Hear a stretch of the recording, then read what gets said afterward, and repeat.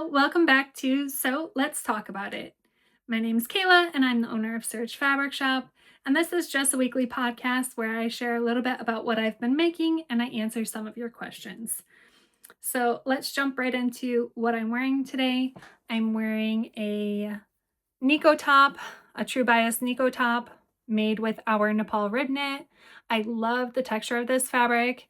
It has kind of like a broken rib knit, so it just adds some extra interest to a solid. And I have it paired with a Style Arc Palermo jacket. This is one of my favorite lightweight jackets that I just cozy up in around the house.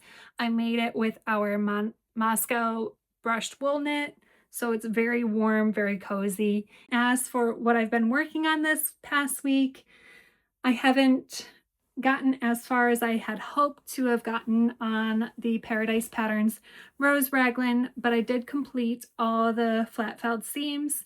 All I have left to do is the cuffs, the collar, the button band, and the hem. So hopefully within this next week, I can complete that. Then I also did work on a couple other projects with knit fabrics, which just goes a lot quicker for me because I can run them through the serger and run a quick hem on the cover stitch machine, and it's just very, very quick. We got a new fabric shipment in last week, preparing for our January and February releases, and I was really excited for one of the fabrics that we had ordered, and it's a beautiful boucle knit with a nice smooth back. So I created a garment with this. I don't want to show the whole thing off yet because the fabric isn't available yet. That'll come later this month, the last Tuesday in February, so stay tuned. Then, because I had a coordinating thread already in my serger, I decided to sew up a chalk and notch maxi. I love this pattern. I love how this style fits and can be layered. I made this one with our 1x1 heavy cotton rib knit. When we first got this fabric in, I thought it would be great for this top. So it's a little bit more structured than I typically gravitate to for this design, but I think it will look wonderful and it pairs beautifully with this garment that I created. So excited to wear those together and show you them later this month. Then the last thing I made was a pair of leggings for my daughter. I used the Green Style Patterns Novello legging, and what we loved about that design was that there's huge pockets on the side and no inner seam. Construction was interesting and fun, and they turned out really cute. One thing I like to add to waistbands is clear elastic around the top edge. It just prevents it from slipping down as you're running and moving or squatting, whatever. I do that on all of my leggings as well, and she loved how that just kind of made them sit perfectly on her waist. I feel like I've accomplished a lot more this week than I usually do just because inspiration struck, thread color aligned with my next project, and then kind of I had to do this for my daughter. So I don't know that next week will be as successful, but we will see. Let's jump right into questions. The first question is, I've realized I get paralyzed with deciding what pattern to use for fabric that I have. So I spend sewing time, looking through all my patterns and can't make a decision. Does anyone else feel this way? Also, I've had the rose pattern on my radar and would like to hear how you decided on sizing and fabric. I'm looking forward to your videos and your thoughtfulness of not being perfect and challenging ourselves. I love this question because it is so relatable. I think most of us makers face decision paralysis pretty regularly. I know I do. Even at having access to so many fabrics and having fabric knowledge, I still find this challenging from time to time. One of the ways that I work through this is I ask myself, why am I struggling to make a decision here? Is it because I don't have the right fabric available? Is it because I don't love my options? Is it because this isn't a recommended fabric for the pattern? Things like that. So once I figure out what is causing that decision paralysis, I find it a lot easier to navigate through actually making a decision. Usually, it all stems from the pressure to make the right choice. So once I accept that it doesn't have to be perfect, I'm going to learn from this, from creating this garment, regardless of if it turns out perfect, it really takes away some of that pressure. I know that also having too many options makes the decision harder.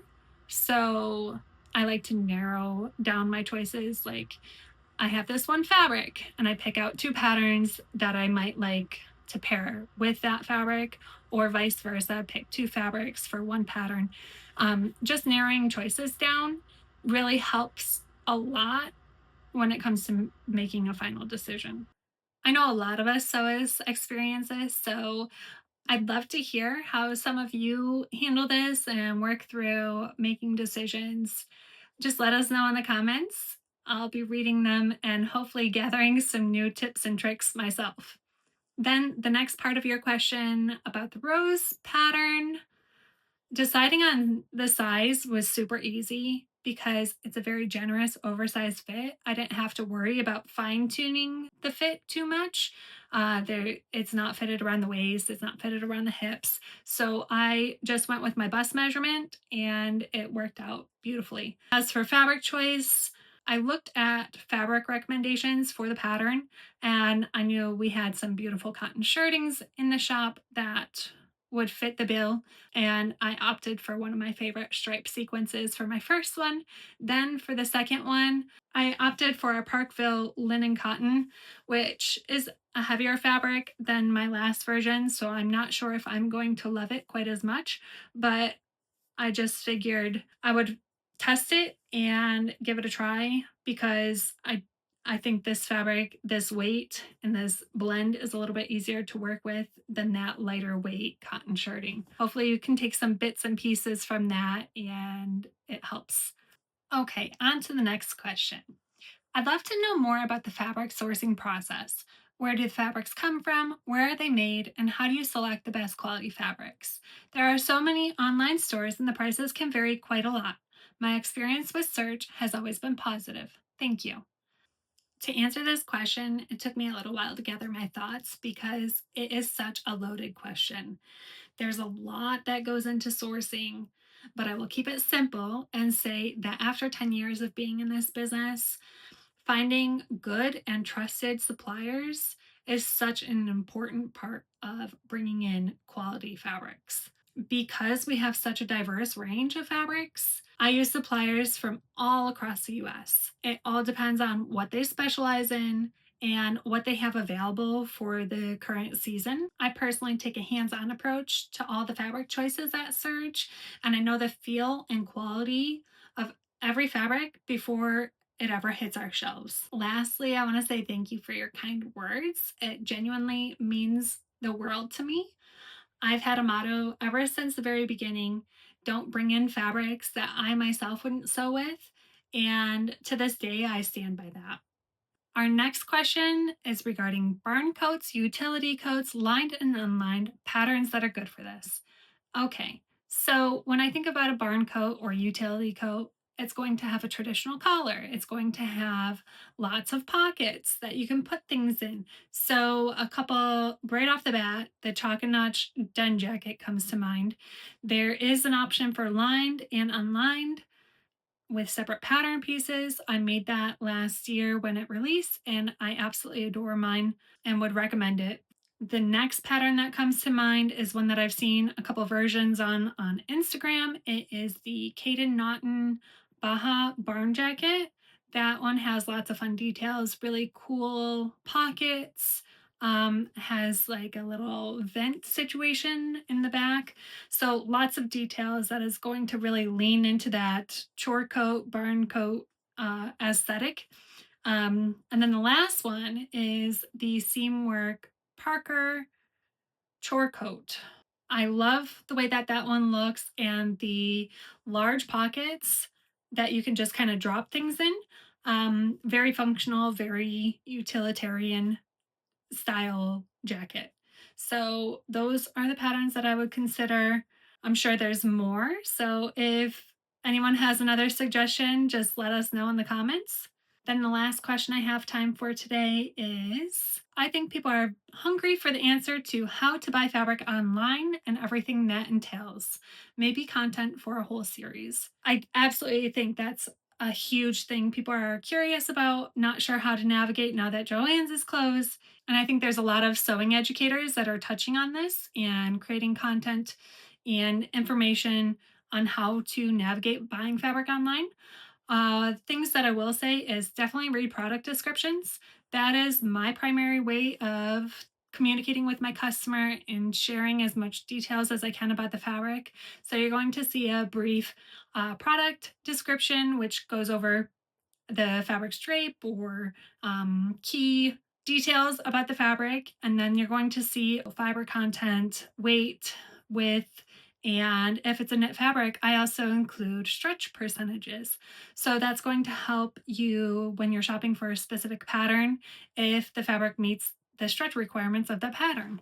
And in situations where you want additional context about a fabric or you want to see a fabric in motion or as a garment, it's important to look at a fabric shop's feeds. A lot of times, the owner will be sewing with their fabrics and sharing garments made with them, or a lot of times, they'll have additional content on their blogs sharing sample garments made with the fabrics. Sometimes they have Facebook groups and you can go see what other people have made with that fabric.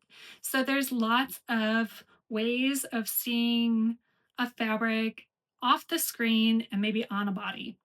I would just do some additional searching to see what you can find. The internet holds so much info and it's available at our fingertips.